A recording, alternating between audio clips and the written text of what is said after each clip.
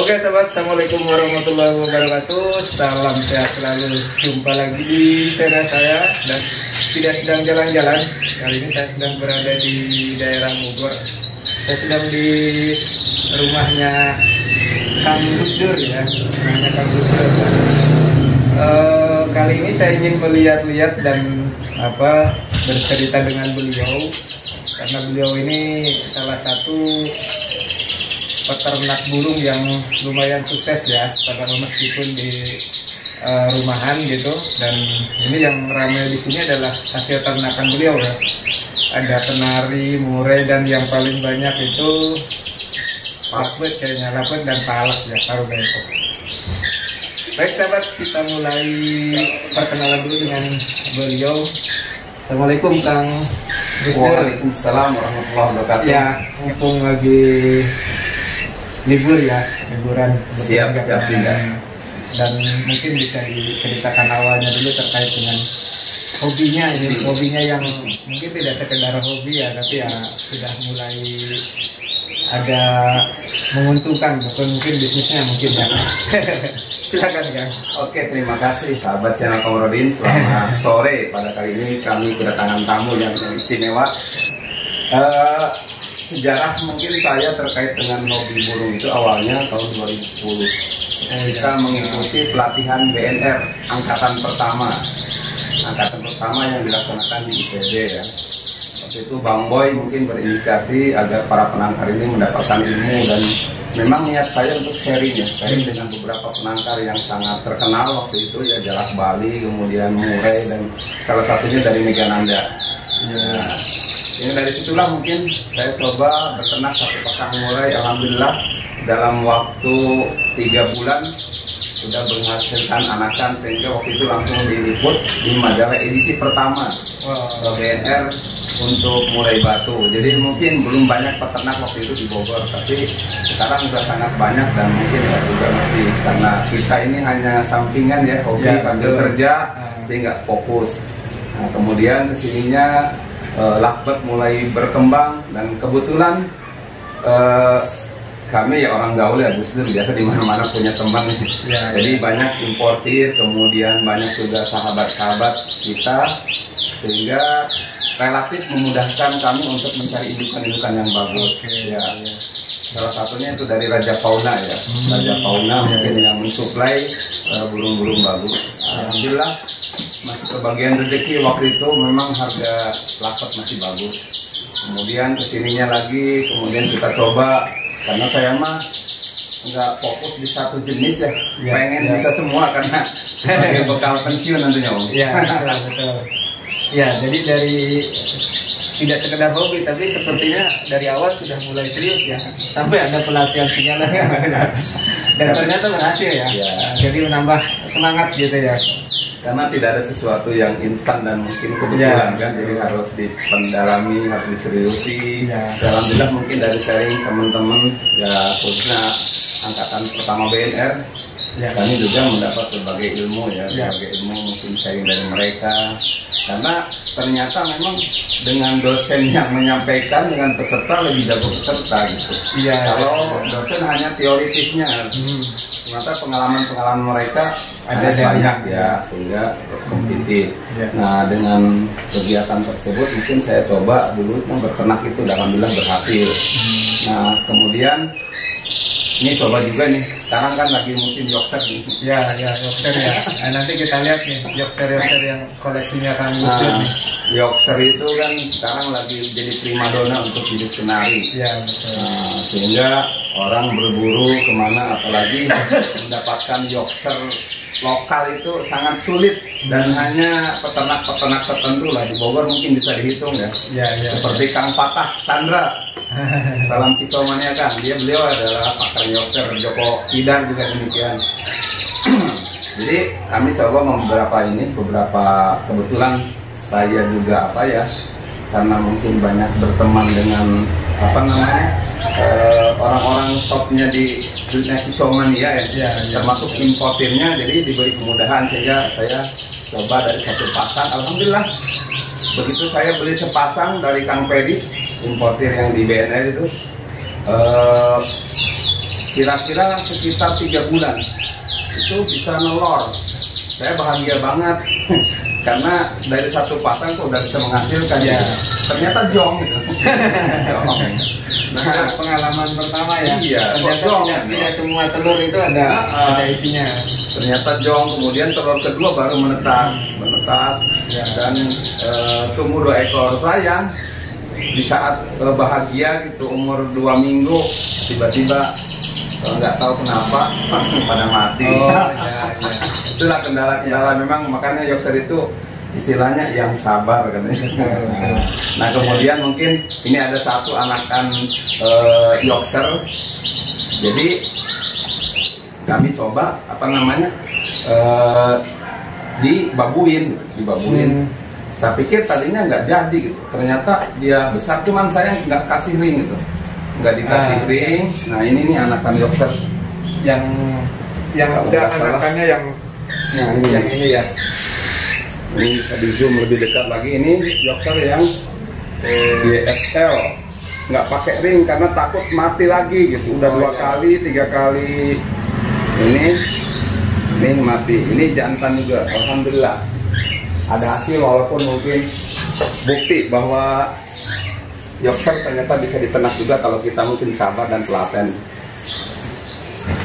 Nah saya juga mencoba dulu itu pengen palak ya, karena itu jenis burung pinter, walaupun harganya nggak seberapa ya, termasuk recehan lah, tapi burung itu sangat pandai dan ini bisa dilatih ya, bisa dilatih lagu Doraemon, Garuda Pancasila, macam-macam lah, karena dia pandai bersiul loh. Bersiul dari sekian pasang itu alhamdulillah bisa beberapa kali menghasilkan anak, dan mungkin sudah kami jual juga, walaupun ada kecil-kecilan untuk ganti pakan lah, target kita mungkin ya. Ya, jadi kayaknya banyak nih yang bisa digali dari Kang Gusdur ini, tapi mungkin nggak akan cukup waktu ya Kang ya. Kita satu-satu dulu mungkin untuk yang edisi kali ini, kesempatan kali ini saya ingin menimba dulu ilmu tentang yang tadi, yang palak tadi ya. Nah, gimana mungkin mulai dari indukannya, kemudian gimana proses bertelur, bersarang, bertelur, menetas, terutama proses melolongnya ya, karena kan biasanya kalau peternak itu selalu diloloh ya oleh kita gitu, tidak diterapkan ke indukannya. Gimana kan yang palak ini? Oke, jadi untuk jenis palak atau pakis Australia ini kita coba ya, berawal dari kita akan meloloh dulu kan. Nanti indukannya kita lihat ada di sebelah. Karena gini, kenapa parkit itu diloloh? Sebenarnya sama indukan bisa. Udah beberapa kali kita membiarkan dia tumbuh dengan besar. Cuman ada kekurangannya, karena komunitas atau konsumsi daripada park itu kebanyakan untuk firefly, itu untuk dilatih terbang. Jadi harus diloloh. Sehingga perlu ada kedekatan antara simunya dengan salah satunya ya dengan meloloh dengan tangan. Makanya rata-rata dulu konsumen saya ya, yang membeli anakan palak bahkan mulai bisa diloloh, diambil ada bulunya, melek matanya, udah langsung diambil. Biasanya berapa itu yang sudah diambil itu rata-rata? Berapa umur berapa? Biasanya kalau dulu itu umur 1 bulan, yang penting dia udah melek matanya, sudah diambil. Nanti melanjutkan melanjutkan. Jadi dia langsung ikut. Karena waktu itu memang masih masih jarang peternak palak. Sekarang mungkin udah banyak, udah banjir di mana-mana, sehingga lebih cenderung orang menunggu sampai bisa mau terbangnya. Nanti contohnya ada di kita lihat yang sudah siap terbang, baru itu yang laris di pasaran. Ya, kita mungkin hanya ini aja ya, harga pendekatan aja untuk pakan. Ya paling saya jual sekitar 400.000 per ekor, ya lumayan lah per ekor ya untuk kondisi saat ini ya. Kondisi saat ini dan bertahan. betina jantan beda apa? Enggak, sama saja. Sama ya. Untuk Dari saya betina itu jantan. yang WF, sekarang kan di Palak itu ada WF ya, yang WF itu yang non tompel. Oh ya. Nggak ada tompel. Nggak ada tompelnya. Kalau yang tompel mungkin lebih murah. Kalau di saya tetap Oh sama malah aja. malah yang nggak ada tompel malah lebih mahal ya. Lebih mahal. Oh iya. Umumnya lebih mahal yang itu WF ya. Justru karena mungkin itu katanya ada kelainan. Tapi kalau yang nempel lebih murah biasanya harganya di pasaran. Ya, Tapi bagi saya sama aja. Ya. Karena indukannya sendiri udah campuran karena di koloni ya. Mana yang tompel dan non tompel udah campur baur lah. Iya iya. Nah, begitu kan. Jadi kalau kita mau coba, kita praktek untuk ini ya. Untuk meloloh ya. Melolohan. Oke kita coba lihat. Kan? Dan untuk lebih ini, ya sekali-kali boleh menggunakan ini ya. Nggak tiap hari juga. Minyak ikan biar burungnya lebih sehat, lebih cukup pikir aja. Nah, kemudian saya biasa menggunakan air panas. Ini air sudah dimasak ya.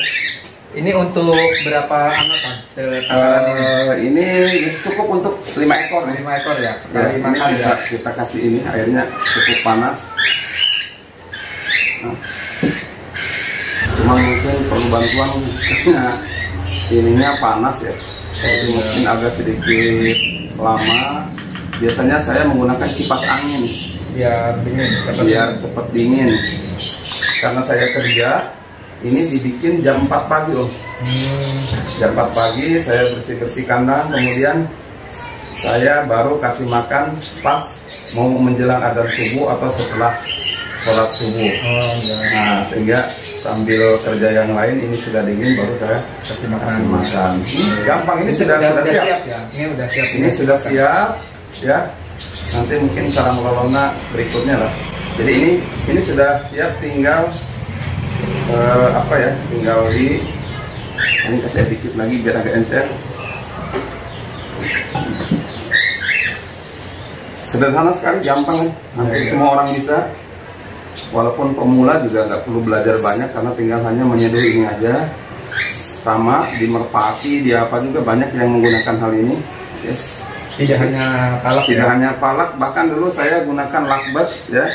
Demikian juga kenari juga bisa kalau mau dilolos seperti ini. Iya. Ya, hanya mungkin bahan-bahannya aja yang agak sedikit berbeda, tapi ini balibu memang saya lebih cenderung untuk palak dan lakbat. Karena lakbat juga walaupun mungkin harganya sudah ini, tapi kalau ada yang pesan khusus loloh, saya coba loloh untuk apa namanya. Nah, ini sudah jadi nih lolohannya. Tinggal nanti coba kita lihat respon daripada anakan sahabat Kisomania. Ini kita coba akan mengasih makan palak ya, anakan palak yang sudah mulai ini. Saya coba tadi yang sudah kita aduk, kita adonan. Ini kelihatan mereka sudah nggak sabar nih. Ya, sederhana sekali. Kita cukup ini. Ambil yang minat saja, coba sini. Tarik dulu sini. Ya, nah, silakan diminum, dimakan. Lihat sana banyak. Oh, ini sudah satu kali makan cukup. Gantian ya. Yang sudah masuk biar kelihatan. Ya, ini sisanya kita masukin yang bungsu. Nah, masih banyak nih. Ya, kita bikin lagi. Oh, kita biar itu gak sabar dia. Ini kenapa menggunakan apa namanya? Nah, kita kasih makan itu ini Om. Jadi ada interaksi antara si burung dengan kita ya. Oh, ini sudah gede padahal sudah bisa makan harusnya. Wah, kayaknya gampang sekali ya. Iya, gampang sekali. Ya, gantian. Ya. Nah. Oke. Yang sudah kenyang masuk. Ini ada 2 lagi nih yang belum kebagian jatah. Ini cukup segini itu bisa kecil. Ya. Ini semua sudah bisa terbang. Ini umur berapa? Ini sudah 2 bulan lebih.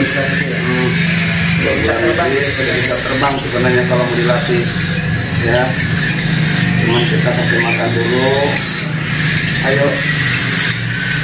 Nah, kadang-kadang kalau susah dipegangnya dikit. Nah, ini semua saya kira sudah cukup. Nanti makan. Mengasihkan juga ini. Ya, ini bagi teman-teman yang hobi untuk main-main dengan burung beginilah. Ini anakannya. Ini dia anakannya. Nah sekarang itu saya jual 400.000 itu ya segede ini dong. Jadi kawan-kawan yang mau Yang minat boleh ya? boleh. Minat boleh ya. Lagi ada 5 ekor. Enggak promo 5 ekor nih. Ada 5 ekor. Ya. Nah, sudah masuk dulu cukup lah untuk sip pemanasan untuk anakan palak. Nah ini ya itu ya. Ini sistemnya bisa sistem baterai itu antara jantan dan betina sepasang, kemudian dikasih gelodok. Itu juga bisa. Cuman karakter burung kan berbeda-beda ya. Saya dulu pernah menginginkan yang WF tadi, yang antara non tompel sama yang tidak tompel juga. Saya paksain, pas masukin ternyata susah. Dia nelor tapi nggak netas. Ya. Nah akhirnya karena posisinya juga satu-satu itu sedikit ribet ya, butuh konsentrasi, butuh waktu, butuh ini, makanya saya coba dikolonikan aja. Ternyata mau gitu, mau dikoloni. Sehingga ada teman-teman yang suka pesen, minta sepasang yang sudah produksi. Saya juga bingung yang mana pasangannya. Yang berbarengan salah iya. Nah paling mungkin saya foto dulu di glodok betinanya, yang satu glodok ya. diintik, nah baru saya berani. Saya kira begitu mungkin. Nanti kita bisa lihat ke atas mungkin untuk penangkaran palaknya. Ya, makasih Kang Gusdur ya. Jadi untuk sharing pertama kali kita coba tadi melihat bagaimana merawat anakan ya, memberikan lolohan untuk anakan. Jadi yang satu yang penting nih, lagi ready nih yang yang memang lagi minat nyari anakan palak, lagi ready, udah lumayan gede, udah mulai jinak-jinak, udah mulai bisa dilatih. Oke, terima kasih Kang Gusdur. Mungkin kita bisa nanti lihat ke indukannya ya. Siap. Ya. Oke, nanti dilanjut kita lihat indukannya. Nah, ini dia indukannya. Ada berapa pasang, Bang? Aduh, lupa juga ini. 1, 2, 3, 4, 5, sekitar 5 pasang. 5 pasang ya. Tapi ada pasang. Itu yang hijaunya ada lain ya? Oh, itu Indiana ringneck. Oh ya, Indiana ringnecknya. Ini sepasang untuk hiburan aja. Ya. Karena mereka juga bisa akrab ya. Nah, ini yang dibilang non tompel itu. Jadi dia ini yang hitam putih ini ya? Ya, ada 1, 2, 3, 4. Tuh, oh ya. Ya ini yang non tompel ya. Yang tompelnya. Dan ini mungkin sudah ada nih telur. Nggak bisa dilihat ya.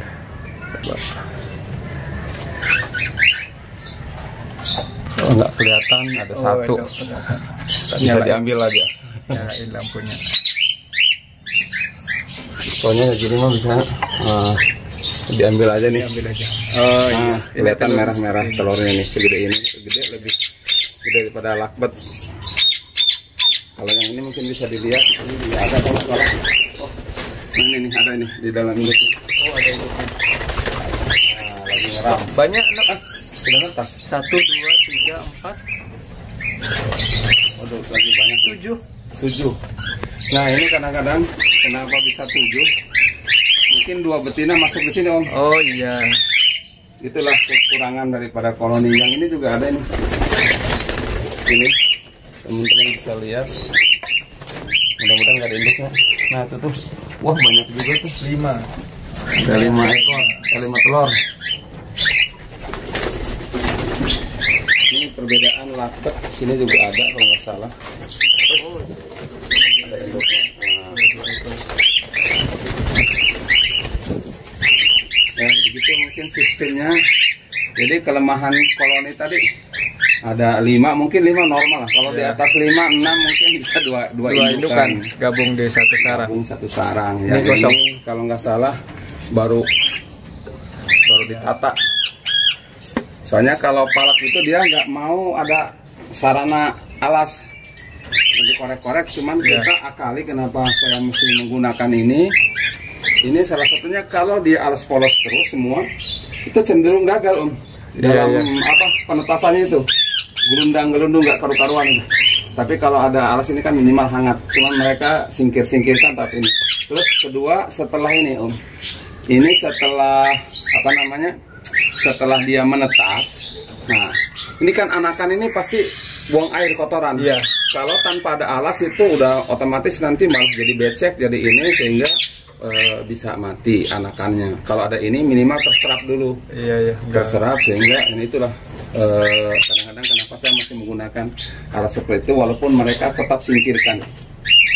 Itu mungkin indukan-indukan yang ada di sini. Jadi sekali lagi saya bilang ada yang WF, ada yang tompel. WF-nya juga punya kualitas, suaranya juga bagus, nilainya juga bagus. Ini makannya apa aja? Nah, makanya ini ada jagung ya. Saya sering yang rutin jagung ya, yang rutin. Karena kenapa sering pakai jagung, ada itu, ada Indiana ringneck. Sama kangkung ya, kangkung. Ini untuk loloh anakan biasanya ini sebenarnya pur ayam. Pur ayam. Pur ayam sama millet. Ini millet ini yang millet ini. Kadang-kadang ada kuaci juga kalau dia, tapi jarang karena mahal ya. Kita juga harganya murah, kalau pakannya tinggi juga lumayan. Itulah. Oke, ini dia indukannya ya. Sip.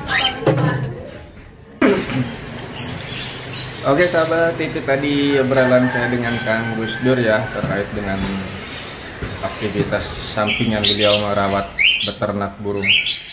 Semoga bermanfaat. Sampai jumpa di obrolan kami berikutnya. Semoga bermanfaat. Sampai jumpa.